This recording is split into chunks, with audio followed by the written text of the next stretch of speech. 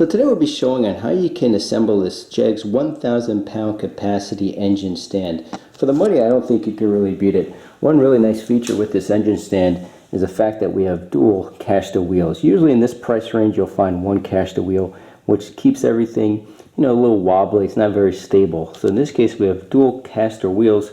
It's a really nice plus. Now if you do need a guide on how to figure out regarding mounting an engine to the stand itself, we do have a separate video showing on how you can figure out the length, the thickness of the bolts required, and that sort of thing. This is just essentially assembling the stand and just showing you what the end product looks like. So that being said, let's get to it.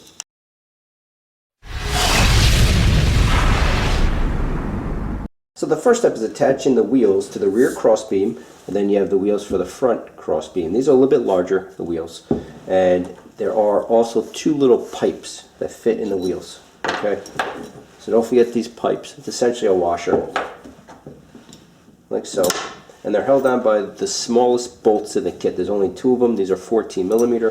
I'll use some blue thread lock to put on the threads. Blue means it keeps everything tight, but you can remove it if you have to in the future. Red thread lock is permanent. So this is just an extra precaution in a sense. Just throughout the years, everything stays nice and tight. So I'll start by putting this right here. So just place the bolt right through, and then you have two washers. The larger one goes first, then you have a smaller one. Okay.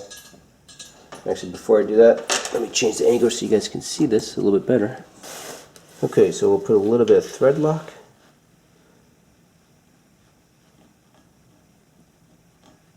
There we go. Well, that's a little too much, but that's all right. Okay. And again, this is a 14 millimeter.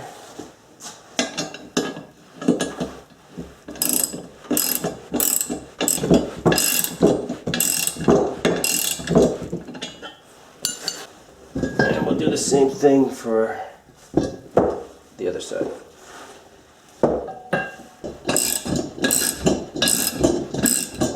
Now regarding the front crossbeam, the wheels fit in like so. So again, this is a 19 millimeter. Place a little bit of thread lock.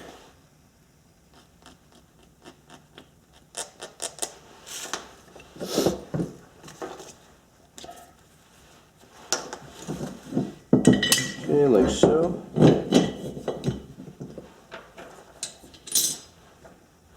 Larger washer, smaller washer, and then your nut.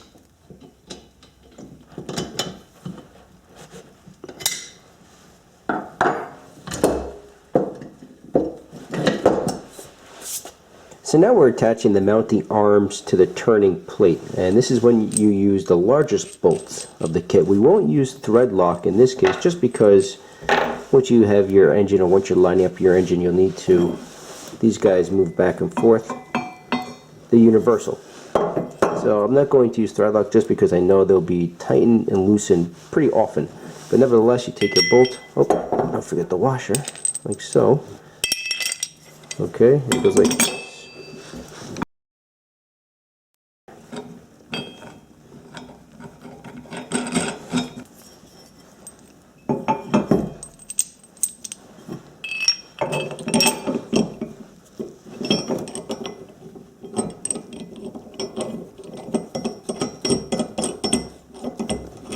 Now we're attaching the middle beam to the front beam.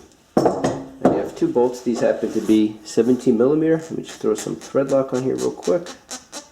And I'll come in for a different zoom or different view here. It goes like this. Take the bolt, like so.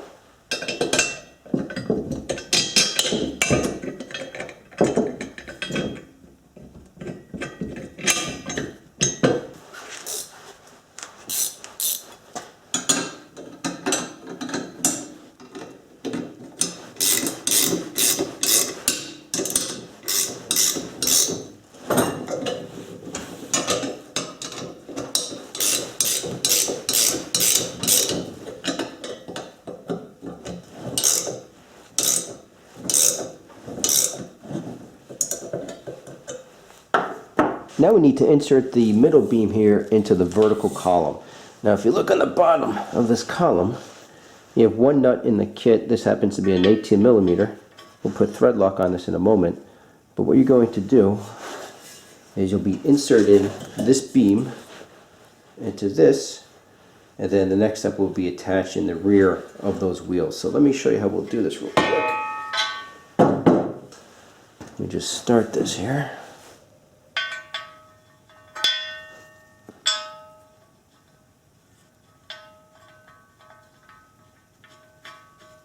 Okay. Now I'm just going to turn this bolt until it reaches right where my finger is. And this will make it a little bit easier, the assembly, and you'll see why in a moment.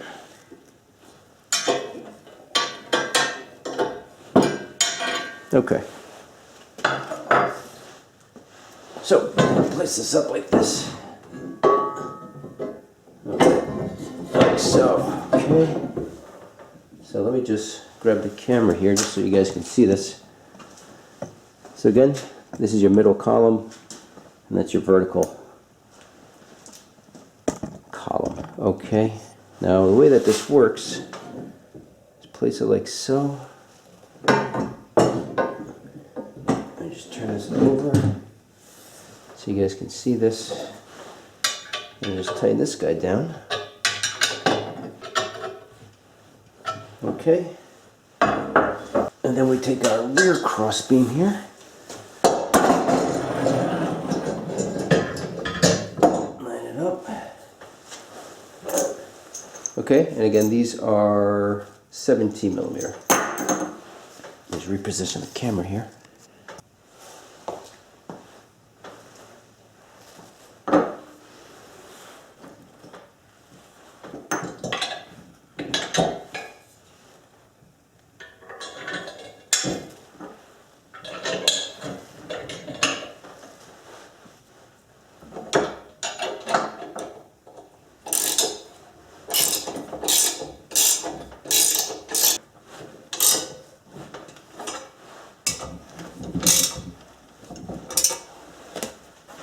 Before we insert the turning plate, just real quick, as you can see, you have a lot of adjustments.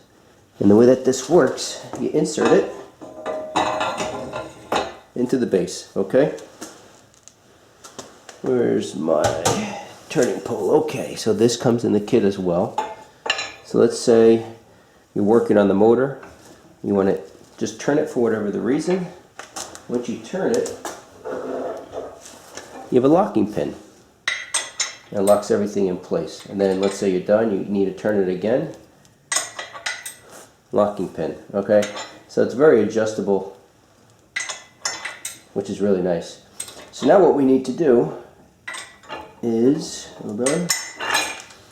Now we need to get this motor onto this stand.